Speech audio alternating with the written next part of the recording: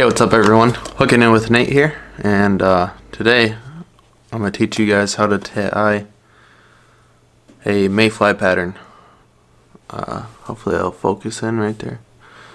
Right now it's currently midway through March, and I got about a month and a couple days left before trout season starts up, and a Mayfly pattern is one of those patterns that we throw out quite a bit here in Michigan just because we got a bunch of Mayfly hatches. Mayfly I like a lot because it's a really big fly, and if you're using a dry fly dropper, which is like you got your dry fly up here and then you got your dropper down here, it's a really good indicator. It's just nice, big, and you can see it pretty well. So let's get to it. Alright, to start this off, you're going to need a needle, a X-Acto knife, or some kind of razor. You could probably get away with scissors, and some thin fly foam. This color right here, this is actually just tan. You can use other colors, but I personally like tan.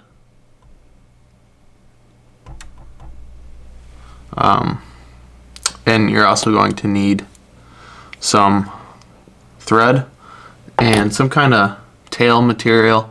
And I'll probably just use some squirrel tail or some deer hair. It's just stuff I have laying around.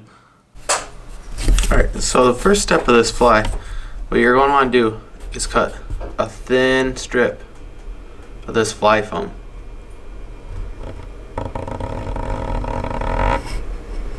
And try to get it as evenly as possible. And then once you cut it, kind of rip it off from the actual piece, so you have something like this. And then what I'll do is put my X-Acto knife away. So what I like to do is I will actually sit here and kind of judge how long of I don't want to call it a tail, but I guess a body I want.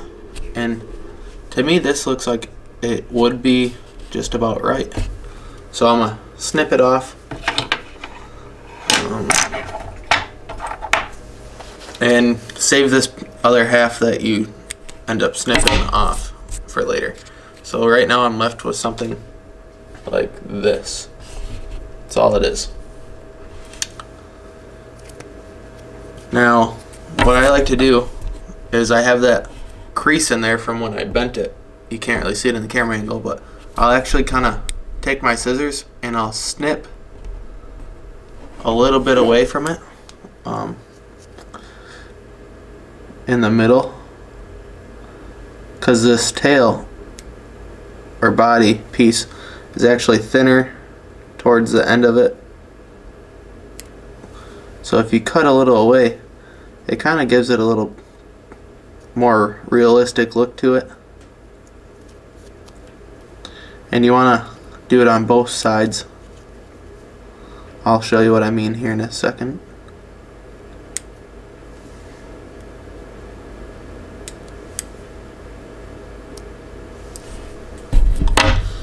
So now my piece looks like this.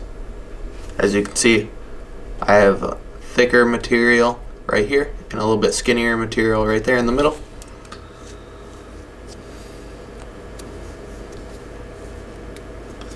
And go ahead and fold that in half again, so you got something like this.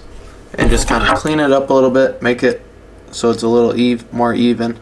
It'll just make it look nicer. You don't want to not leave yourself enough space in there in the middle part, because I'll show you in this next step what you need it for. Alright, so now that we have our piece, you're going to take your needle and set this in the vise like so. And what I like to actually do with these is I'll make 4 or 5 of these at a time, so that way you don't have to keep doing this every single time. So what you're going to do here is you get your piece and you take it and you put the real skinny part right there, right through the middle of this needle. And when you're doing this, try to be careful not to rip your piece in half.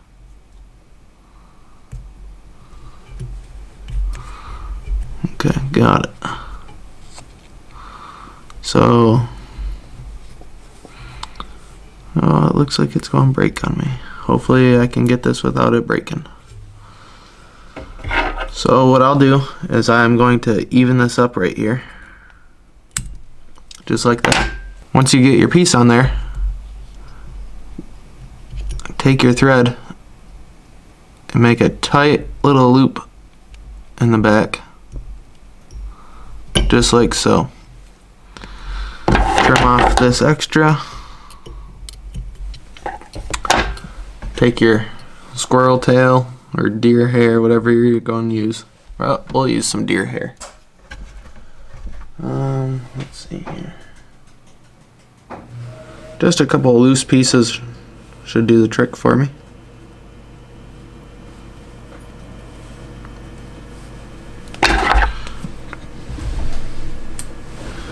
Trim them to about the proper length that you want this.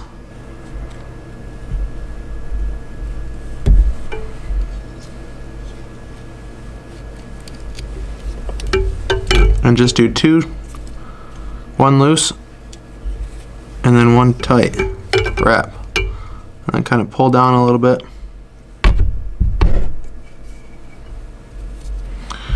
Now this part you're going to do a half wrap, wrap forward and then come back around and do your second wrap of this right here, like so.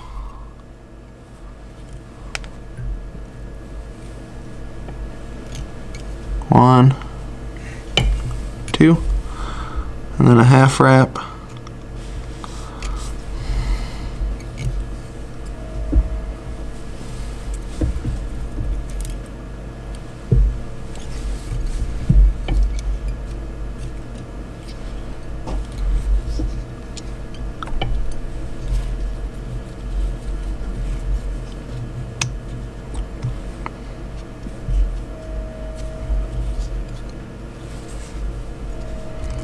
And just work your way to the front.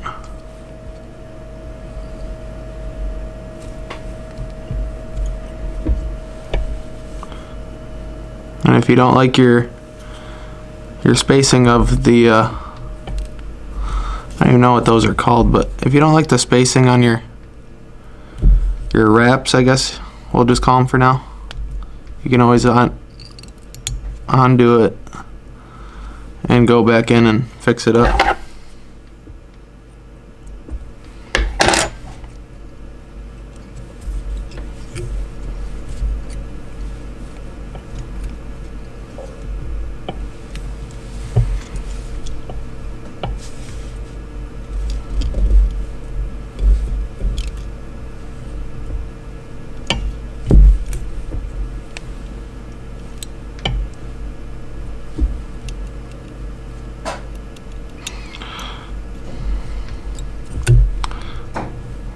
And when you get to about where I'm at right here, you're going to want to leave yourself just a little bit of room because you got to attach that to the fly hook.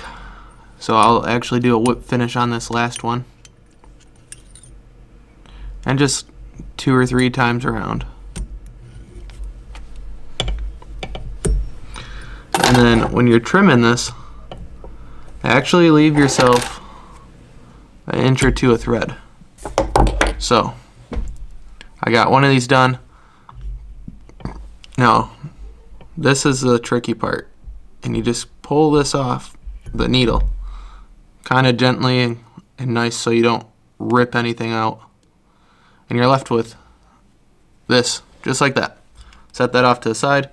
Okay, now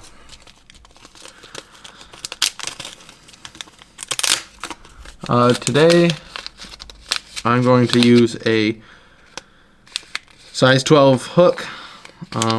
It's just a curved body hook. I can't remember if I got these online or at a local shop around here, but this hook seems to be doing the trick for me. It's about the right size and everything that I want. So when you lay this on here, this is your tail that you just made.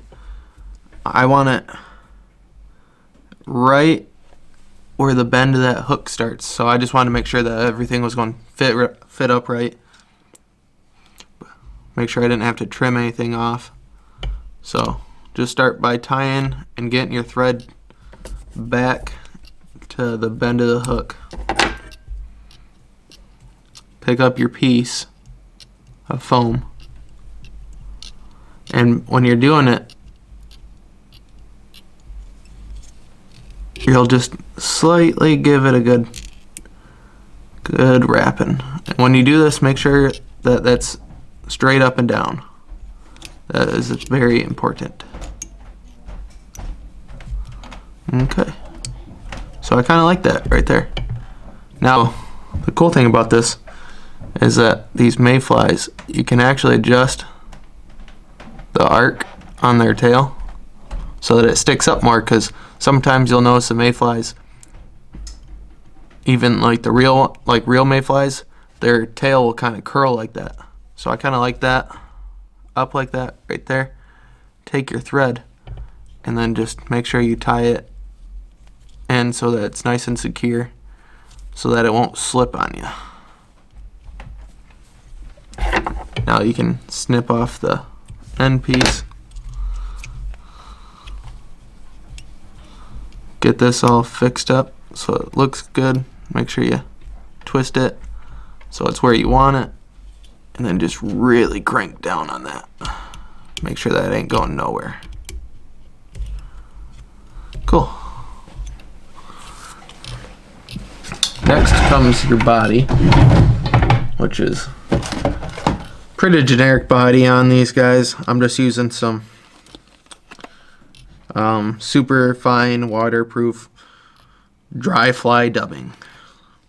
This color is particularly brown. So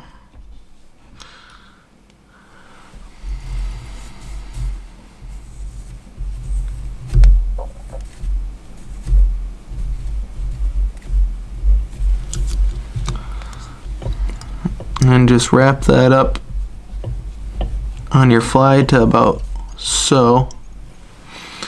And then for your wings, I happen to have some white dry yarn. It's just kind of water resistant, I believe. Cut off about 1/2 inch, 3/4 of an inch of yarn. And then what I'm actually going to do, because this is really wide, really thick, you know, I'm actually just going to rip it right in half, right in the middle. Okay, so now just 50-50 on your fly. And I know it looks pretty long right now, because it kind of is, but you can fix that with some scissors. It's no big deal. Okay.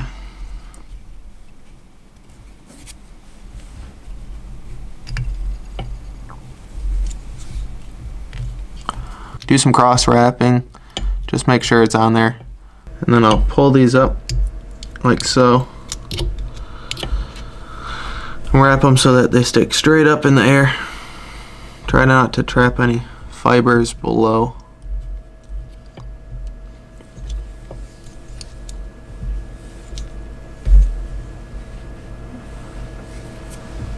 Where are my scissors?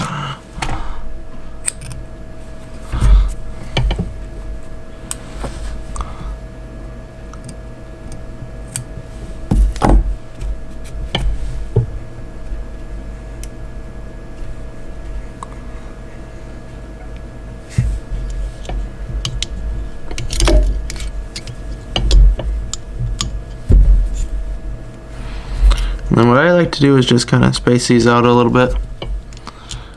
Go back to that cross wrap that I did earlier. Okay, and then you want to get right behind them. Heckle.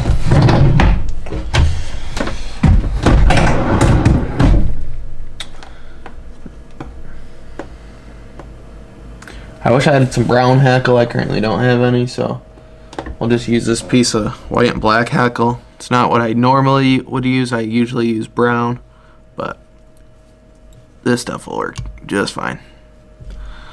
Once you get your hackle in place, just start making wraps towards the front or the eye of the hook.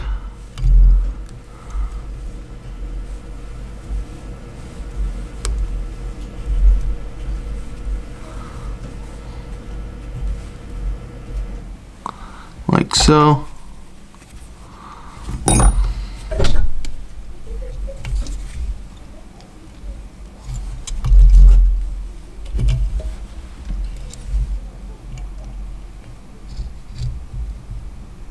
Just did a little catch there to secure it.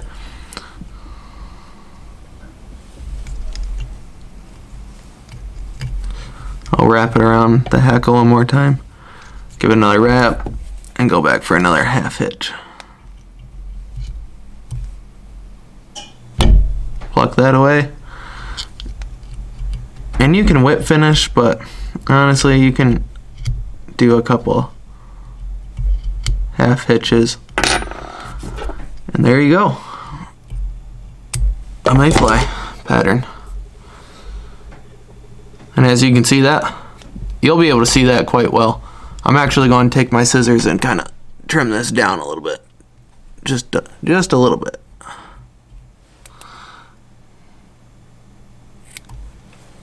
Like so. Yep. And there you go. One Mayfly pattern. And like I said, I really like this pattern. Mainly because it's so visible on the water. And if you're using it just like this, obviously you'll see a fish rise and hit it. But if you're using it as a dropper indicator, you'll tie your leader right to this eye, and then you'll tie another piece of leader about 8 to 10 inches below it with a nymph or some kind of egg pattern or something on it. And then as soon as you see that one go under, you got to set the hook because you'll probably have a fish on that dropper fly.